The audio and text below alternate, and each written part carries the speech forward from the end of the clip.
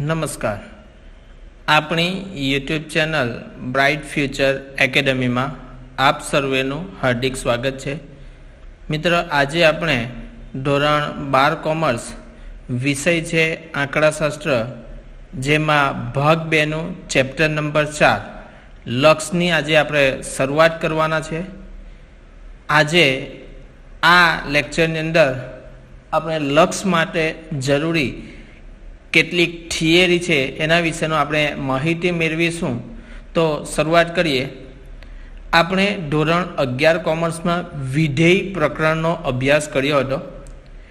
એ પ્રકરણની અંદર આપણે જોયું હતું કે કોઈ પણ વિધેય આપેલ હોય એ વિધેયમાં આપણે કોઈ ચલની કોઈ ચોક્કસ કિંમત મૂકીએ તો એને અનુરૂપ આપણને વિધેયની કોઈ એક કિંમત મળતી હતી. મિત્રો, આ જે આપણે ચોક્કસ કિંમત મૂકતા હતા એને અનુરૂપ આપણને વિધેયની કોઈ ચોક્કસ કિંમત મળતી હતી. તે દરેક વિધેયની કિંમત અથવા તો દરેક ચલની બધી જ કિંમતો માટે શક્ય નથી.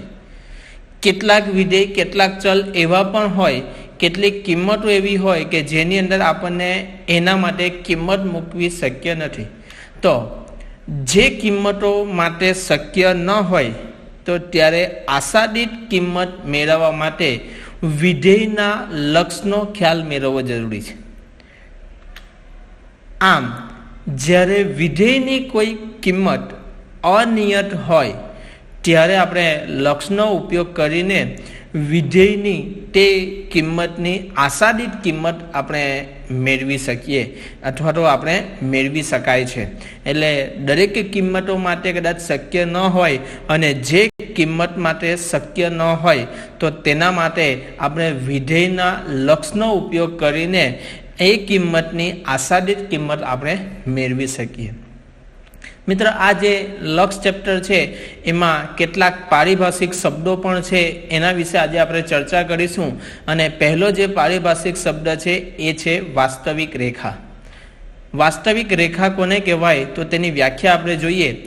જે રેખાના બિંદુઓ વાસ્તવિક સંખ્યા હોય, બરાબર, આપણે સૌ જાણીએ વાસ્તવિક સંખ્યા એટલે કે રિયલ નંબર, તો કે જે રેખાના બિંદુઓ વાસ્તવિક સંખ્યા હોય તેવી રેખાને વાસ્તવિક સંખ્યા અથવા તો વાસ્તવિક સંખ્યા રેખા આપણે કહીએ છીએ. ત્યાર પછી બીજો જે પારિભાષિક શબ્દ છે એ છે મિત્ર અંતરાલ.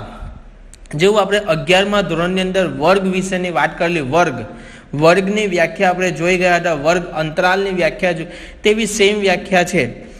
કોઈ પણ બે વાસ્તવિક સંખ્યાઓની વચ્ચેની જેટલી પણ વાસ્તવિક સંખ્યાઓ હોય એ વાસ્તવિક સંખ્યાઓના ગણને આપણે અંતરાલ કહીએ. વર્ગમાં પણ આવું જ હતું. માની લે કે 5 થી 10નો વર્ગ હોય તો 5 થી 10ના વર્ગ 5 અથવા તો 10 અથવા તો એમની વચ્ચે જેટલી પણ સંખ્યાઓ આવે છે એ સંખ્યાઓના ગણને આપણે અંતરાલ કહીએ છીએ.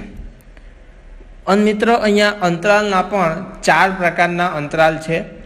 સૌ પ્રથમ પહેલો જે અંતરાલ છે એ છે સંવૃત્ત અંતરાલ.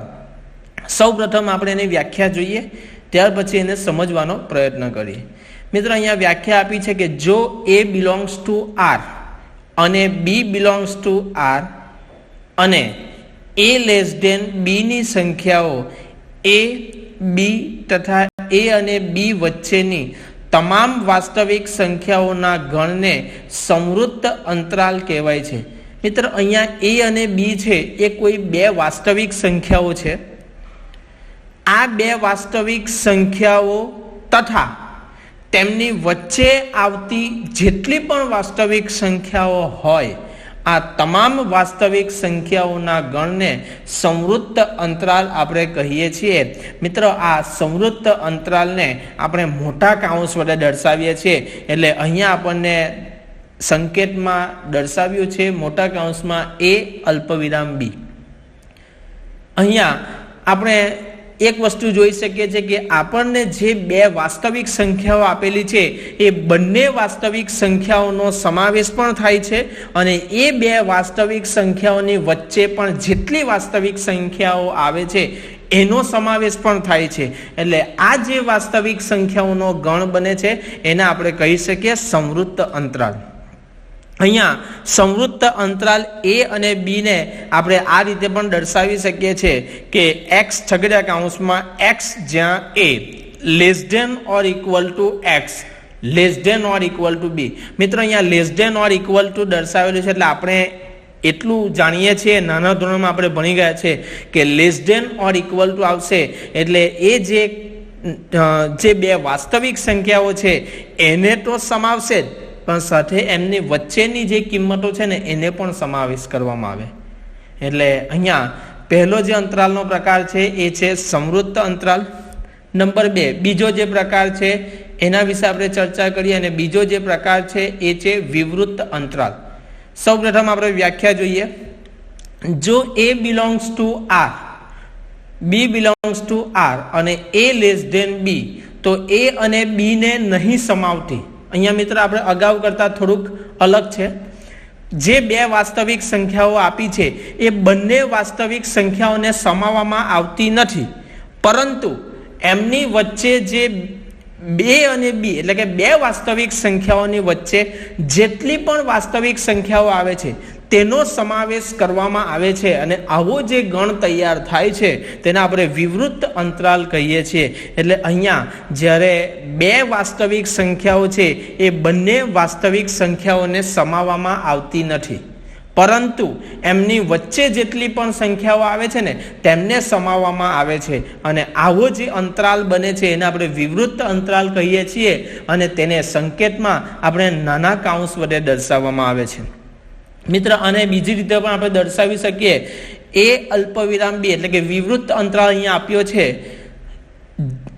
છગડીયા કૌંસમાં એક્સ જ્યાં a less than x less than b. મિત્ર અહીંયા ખાલી માત્ર ને માત્ર આપણને લેસ ધેન આપ્યું છે એટલે આપણે અહીંયા જાણીએ છીએ કે એનો સમાવેશ પણ થતો નથી અને બીનો સમાવેશ પણ થતો નથી, પરંતુ એ બંનેની વચ્ચે જેટલી પણ સંખ્યા આવે છે એ સંખ્યાઓનો સમાવેશ આ વિવૃત્ત અંતરાલની અંદર આપણને થાય છે. ત્યાર પછીનો આપણે પ્રકાર જોશું સંવૃત્ત વિવૃત્ત અંતરાલ. મિત્ર સૌપ્રથમ આપણે વ્યાખ્યા જોઈએ. જો A belongs to R, B belongs to R અને A લેસ ધેન B તો A ને સમાવતી પરંતુ B ને સમાવતી નહીં સમાવતી તથા A અને B ની વચ્ચેની તમામ વાસ્તવિક સંખ્યાઓનો ગણ. મિત્ર અહીંયા માની લઈએ ફરીથી કે આપણને બે વાસ્તવિક સંખ્યાઓ આપેલી છે, એમાંથી એક સંખ્યાને આપણે સમાવીએ છીએ, બીજીને સમાવતા નથી, પરંતુ એમની વચ્ચે જે આવતી બધી સંખ્યા છે ને એને આપણે પાછી સમાવીશું. તો આવો જે ગણ બને છે, આવો જે અંતરાલ તૈયાર થાય છે એને સંવૃત્ત વિવૃત્ત અંતરાલ કહેવામાં આવે છે. આપણે ઉપર જોઈ ગયા સંવૃત્ત અને વિવૃત્ત. તો સંવૃત્ત એટલે કે એકને સમાવવામાં આવે છે, એકને સમાવવામાં આવતો નથી અને તેને આપણે સંકેતની અંદર સંવૃત્ત એ અલ્પવિરામ બી વિવૃત્ત અંતરાલ વડે આપણે દર્શાવીએ છીએ. એને આપણે બીજી રીતે લખવું હોય તો આ રીતે પણ લખી શકીએ છીએ. છગડીયા કૌંસમાં એક્સ જ્યાં a less than or equal to x less than b એટલે કે એ ને સમાવવામાં આવે છે, એટલે કે એક વાસ્તવિક સંખ્યાને સમાવવામાં આવે છે, બીજીને સમાવવામાં આવતી નથી, પરંતુ એમની વચ્ચેની તમામ સંખ્યાઓને અહીંયા સમાવવામાં આવે છે. ત્યાર પછી આપણે જોઈએ છે વિવૃત્ત સંવૃત્ત અંતરાલ. એની વ્યાખ્યા જોઈએ. જો A belongs to R, B belongs to R અને A લેસ ધેન B તો A ને નહીં સમાવતી પરંતુ B ને સમાવતી તથા A અને B વચ્ચેની તમામ વાસ્તવિક સંખ્યાઓના ગણને વિવૃત્ત સંવૃત્ત અંતરાલ. મિત્રો ઉપર જેવું જ છે, પણ ઉપરના જે પ્રકાર હતો એની અંદર પહેલી જે વાસ્તવિક સંખ્યા છે એને સમાવવામાં આવતી હતી, બીજીને સમાવવામાં આવતી ન હતી. જ્યારે છેલ્લો જે પ્રકાર છે એની અંદર પ્રથમ જે વાસ્તવિક સંખ્યા છે એને સમાવવામાં નથી આવતી, પરંતુ બીજી જે સંખ્યા છે એને સમાવવામાં આવે છે. એટલે ઉપર જેવી જ વ્યાખ્યા છે કે કોઈ એક વાસ્તવિક સંખ્યાને સમાવવામાં આવે છે, બીજી વાસ્તવિક સંખ્યાને સમાવવામાં આવતી નથી તથા એ બંનેની વચ્ચે જેટલી પણ સંખ્યાઓ આવે છે તેનો સમાવેશ જે ગણમાં થાય છે તેને આપણે વિવૃત્ત સંવૃત્ત અંતરાલ કહીએ છીએ. એને પણ આપણે સંકેતમાં આ રીતે દર્શાવી શકીએ. અને બીજું ત્યાર પછી કીધું છે કે વિવૃત્ત એ અલ્પવિરામ બી સંવૃત્ત. આ જે અંતરાલ છે એને આપણે છગડીયા કૌંસમાં x જ્યાં a less than or equal to b વડે પણ આપણે દર્શાવી શકીએ છીએ. મિત્ર હજુ આગળ જોઈએ તો કે a નું ડેલ્ટા જે તમને ચિહ્ન આપેલું છે ડેલ્ટાનું ચિહ્ન છે એને આપણે ડેલ્ટા કહીશું. a નું ડેલ્ટા સામીપ્યને આપણે નીચેના જુદા જુદા સ્વરૂપમાં આપણે દર્શાવીએ છીએ. તો નીચે કયા કયા સ્વરૂપમાં દર્શાવવામાં આવે છે જે આપણને દાખલા ગણવાની અંદર આપણને મદદરૂપ થશે. તો જોઈએ a નું ડેલ્ટા સામીપ્ય. મિત્ર અહીંયા આપણને 3 સ્વરૂપની અંદર a નું ડેલ્ટા સામીપ્યને આપણે દર્શાવી શકીએ છીએ. સૌ પ્રથમ છે સામીપ્ય સ્વરૂપ, બીજું છે માનાંક સ્વરૂપ અને ત્રીજા નંબર પર જે છે એ છે અંતરાલ સ્વરૂપ. સામીપ્ય સ્વરૂપમાં આપણે કેપિટલ N કૌંસમાં a અલ્પવિરામ ડેલ્ટા વડે દર્શાવી શકીએ. માનાંક સ્વરૂપની અંદર માનાંક x માઇનસ a માનાંક પૂરો લેસ ધેન ડેલ્ટા વડે દર્શાવી શકીએ. મિત્રો અહીંયા એક વસ્તુ છે કે વાસ્તવિક અહીંયા માનાંકમાં તમારી કોઈ પણ કિંમત હશે તો એ ઋણ ક્યારેય આવશે નહીં.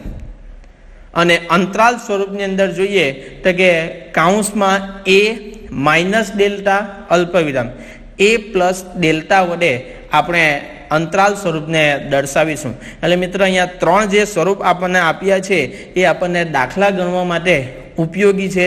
આ એક સૂત્ર છે તો આપણે એને યાદ કરી લઈશું. મિત્રો નેક્સ્ટ વિડીયોની અંદર આપણે અગાઉ જોઈશું કે આને આધારે આપણે કઈ રીતે દાખલાઓ ગણી શકીએ. મિત્રો અહીંયા જે આ લક્ષને અનુરૂપ જે કંઈ થિયરીનો ટોપિક હતો એ આપણો અહીંયા પૂરો થાય છે. મિત્રો તમને આ વિડીયો ગમ્યો હશે. જો તમને કોઈ પણ પ્રશ્ન હોય તો તમે કોમેન્ટની અંદર જરૂરથી લખીને જણાવજો. મિત્રો આ વિડીયોને તમારા મિત્ર સાથે શેર કરજો, એને લાઈક કરજો, એને સબસ્ક્રાઈબ કરજો. ધન્યવાદ.